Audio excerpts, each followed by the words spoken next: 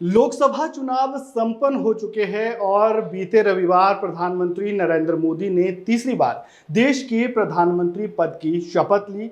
ये तस्वीर तो साफ हो चुकी है कि एक बार फिर से देश में एनडीए की सरकार ही आगे का कार्यकाल अपना शुरू करने जा रही है। अब जो सवाल सबके जहन में है वो ये है कि अब लोकसभा चुनाव में जो है वो नेता प्रतिपक्ष कौन होगा। नेता प्रतिपक्ष को लेकर राहुल गांधी का नाम सबसे आगे चल रहा है।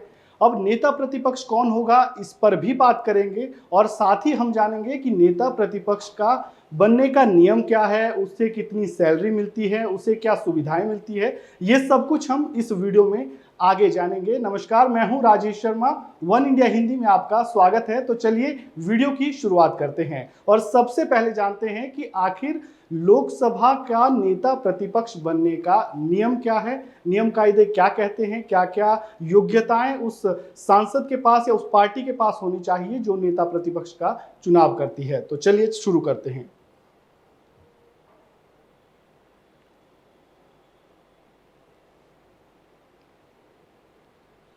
तो नेता प्रतिपक्ष के लिए बनने के जो सबसे पहले नियम है वो है कि किसी भी पार्टी के पास कम से कम लोकसभा की 10% सीटें होना जरूरी है।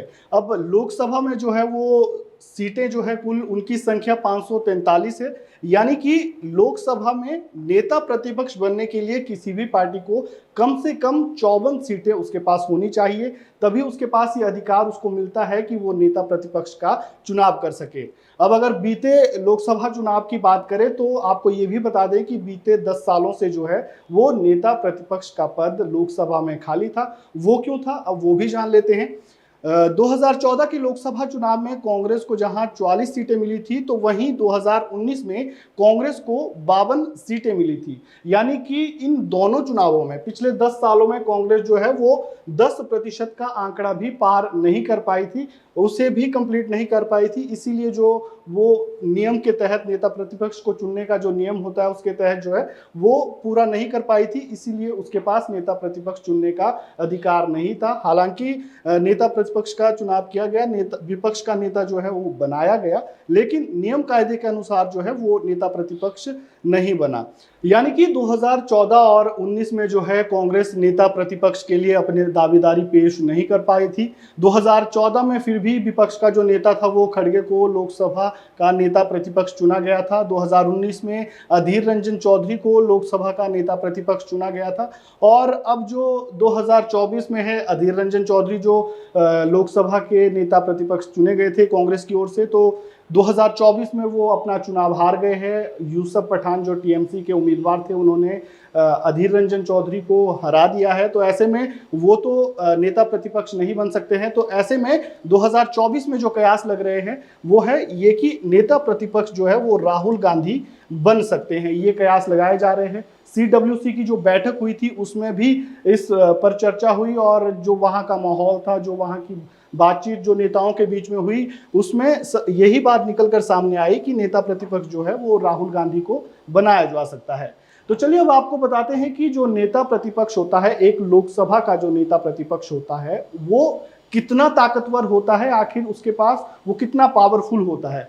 तो उसमें सबसे पहले जो नेता प्रतिपक्ष होता है वो कई अहम समितियों का सदस्य होता है, जैसे लोक लेखा, सार्वजनिक उपक्रम और अनुमान। नेता प्रतिपक्ष कई चयन समितियों का भी सदस्य होता है, जैसे ईडी, सीबीआई, केंद्रीय सतर्कता आयोग और केंद्रीय सूचना आयोग का वो जो है इसमें जो चयन समिति होती है उसका भी वो सदस्य होता है, जो कि सबसे महत्वपूर्ण विषय होता है किसी भी सरकार को चलाने के लिए, किसी भी देश की कार्य व्यवस्था को सुचारू रूप से चलाने के लिए।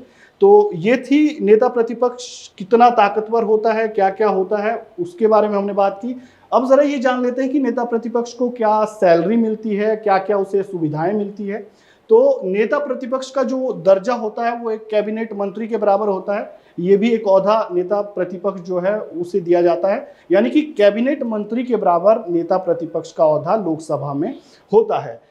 यानी केंद्रीय मंत्री के बराबर उसकी सैलरी भी होगी, उसके अन्य सुविधाएं जो है वो भी उसे मिलेगी। और जो नेता प्रतिपक्ष की सैलरी होती है वो करीब 3,30,000 के बराबर होती है। ये प्रति माह का है, अगर आप कैलकुलेट करेंगे तो सालाना ये बहुत ज़्यादा हो जाती है।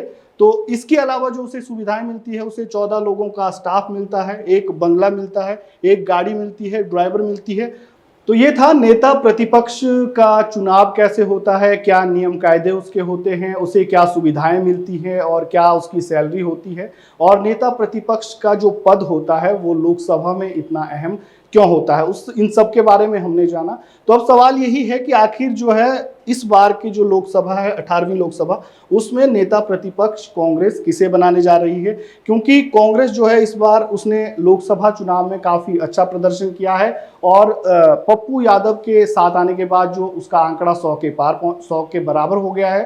तो अब ऐसे में जो 10% की बात हमने की थी वो जो कांग्रेस पूरा करती हुई नजर आ रही है, और 10 सालों बाद नियम कायदे के तहत अब जो नेता प्रतिपक्ष चुनने का अधिकार कांग्रेस के पास है, अब वो राहुल गांधी को नेता प्रतिपक्ष का चुनाव करती है या किसी और नेता को मौका देती है, ये तो आने वाला वक्त ही बताएगा। इस वीडियो में फिलहाल इतना ही।